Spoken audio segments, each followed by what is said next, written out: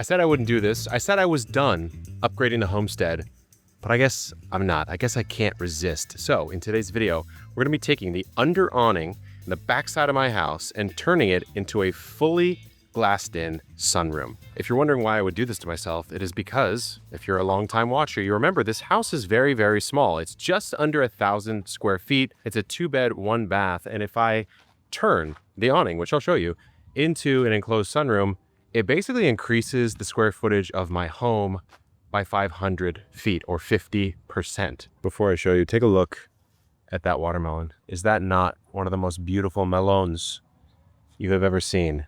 And then look at the rest of the garden. It's mid-July right now. We've got our little nook right here. All the summer flowers are crushing it. And I think this is the most lush I've ever seen the in-ground garden. Okay, we're under the awning. I've got a summer's bounty on the table. We're doing a donation round.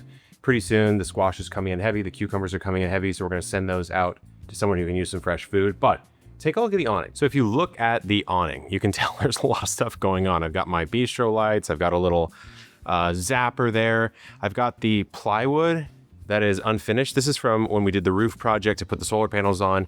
They had to reinforce a lot of these broken boards. You can tell there's no drywall. It's not finished here. The ground is these concrete slabs that have kind of gone out of alignment and the paint has flaked off over time. So it just doesn't really have the most appealing look. And then there's this step to get into the house, which you can tell is kind of like blasted apart. I'd really like to limit this step to be about this big, whatever the permitted minimum is, because I don't need all this extra space. This section right here is going to be glassed in with a wall that comes up to this little retaining wall right here. So what we had to do was cut this off so that this track could actually clear the lip edge. And then we've got another track installed right here that comes all the way down. So we've basically framed this entire section in. So that's gonna go in tomorrow. Over here, we've got a track on the ground and a frame. So this is gonna be one giant swinging door, which will lock off even further this side yard from the back awning, because sometimes, you know, you'll still get an intruder every now and then. And then this weird area used to be my gym, and I haven't been using it, but it's not because I haven't been going to the gym. I've actually been lifting quite a bit lately, trying to improve my health, diet, health, all that kind of stuff. But I just don't use this one anymore. So I'm gonna sell off all this gear. We're gonna clear this couch out, clear the rest of the debris out, and then we are going to finish the ceiling and put some kind of leveling tile or something like that on the floor so that this entire place feels like an actual filled-in room. And then the final side that needs to get figured out is this opening from there all the way over to here. So what we did is we put another track in right there and a track in up top. And we're gonna basically have two 6-foot double sliding doors that kind of collapse inward. So one will go this way, one will go that way. And then this post is just a support post right now. That's going to get removed because we reinforced that right there so that it'll be structurally stable. So this is phase 1 of the Epic Sunroom project. The whole goal with this is to make this feel like a conditioned indoor space, even though it's outdoors. I want to come out here in the morning, do some work on the computer maybe, answer some comments from you guys, have a coffee, wander around the garden, but I don't want any sort of bugs or debris in this area because it's basically going to be a home extension. So we'll see what happens tomorrow when the guys come. It has been many months, my friends, but we do have something to report on the sunroom Epic awning project. Let me show you. So here on the outside, we have it fully glassed in. There's not too much else besides windows here, which is great. And then as we walk around, this is like my favorite part. You got these big sliding doors. So you have this big opening right here. You can come in, open it up that wide. And then you've got a glass wall there and a glass wall there. Crucially, we have outlets. We have one over here, which is great because it's right next to the dining or work table. We've got one over here right by this area. And then we also have one right over here by the car zone. And then behind the taped off weight rack, there's also one right there for like a large projector or a large TV or something wants to go there. But even more importantly, the under awning has been finished and we have some can lights in. If you remember when I first moved in here, this was pretty much the same on the floor, but the ceiling had nothing. There was nothing there. There was basically like a weirdly tarred roof above it, which we fixed with a TPO roof install. There's some solar panels above, there's some sunlights, but it was just this sort of raftered, kind of mispainted awning. So we threw some insulation in here, we drywalled it, painted it, and we also even fixed the skylights. So take a look, the skylight entrances or the skylight facade, whatever you want to call that, has been fixed. Now there's still a lot to do here, starting with the floor. I had a couple of my contractor friends out to take a look at the floor, and here's the story. It was basically an addition the original owners added by pouring these big concrete slabs, and then over the years, they have kind of unsettled themselves, and it's really difficult to fix it with like a grinder. You'd be going through a ton of those grinding diamond wheels like I did for the garage a few years back, but you could use self-leveler and then tile it, which is exactly what I'm gonna do. I went down to this tile shop, really cool one called Tierra y Fuego down south a bit, and I picked out this Saltillo style Spanish tile. So these sort of larger 12 by 12 tiles, nice terracotta look. And I think it's gonna look really good. So you're gonna have this tiled terracotta floor with a little pattern. Then you're gonna see probably like a warm white wall for a little bit of like a Spanish vibe.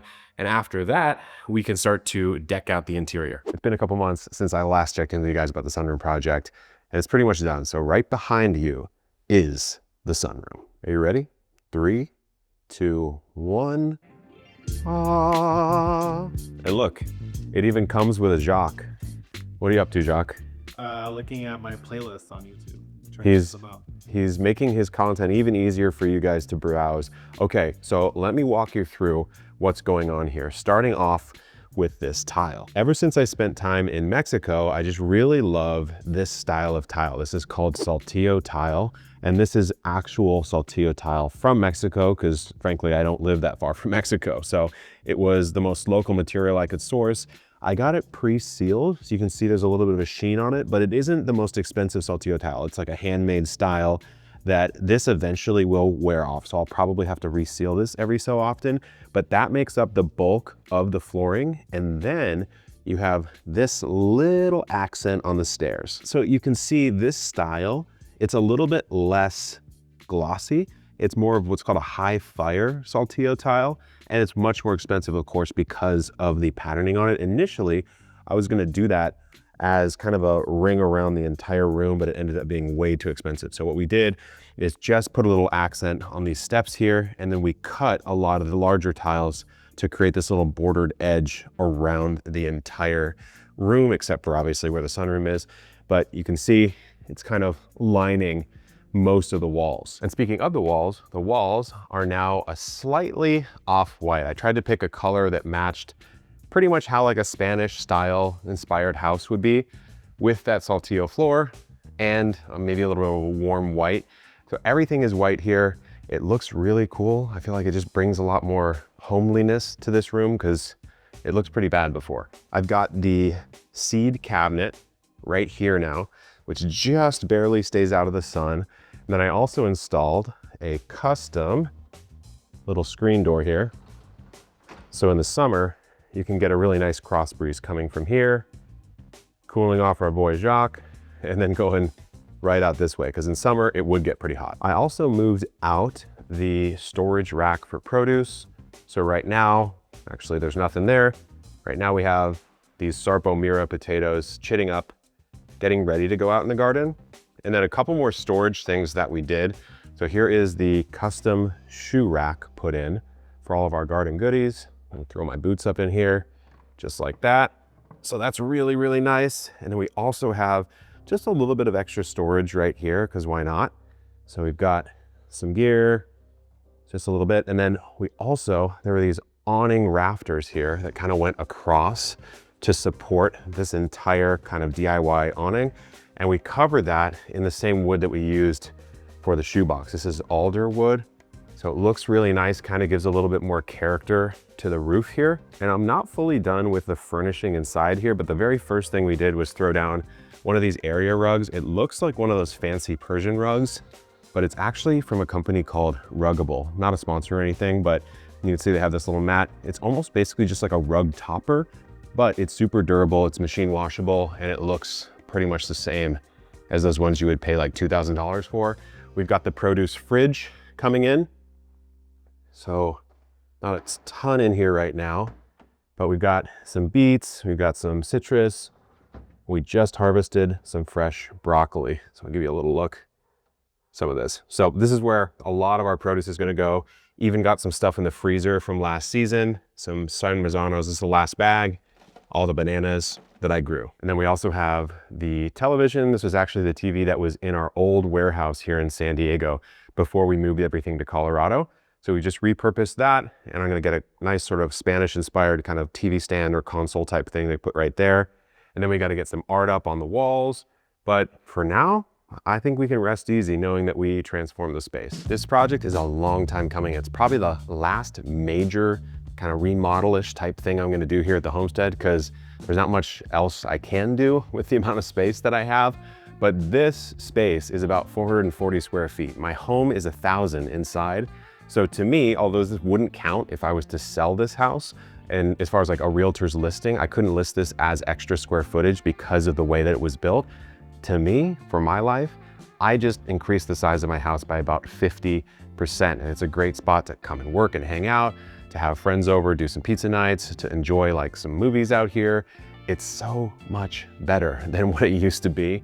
So let me know what you guys think. I have a lot of design ideas for how to actually make this look and feel a lot cooler than it is now. It's kind of a little bit bare, but I'm not much of a designer. So throw some comments down. Let me know what you think would be cool to see in here. And until next time, good luck in the garden and keep on growing.